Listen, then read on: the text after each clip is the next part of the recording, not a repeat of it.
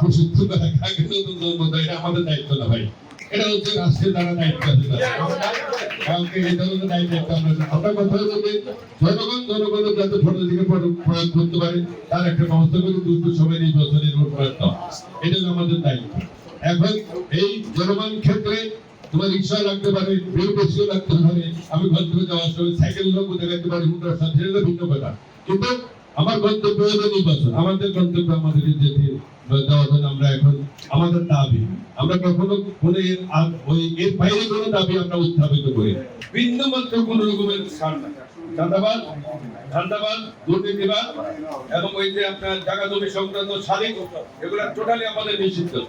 এবং সামাজিক যোগাযোগ আছে মানুষের বিয়ে শাদী আচার অনুষ্ঠান।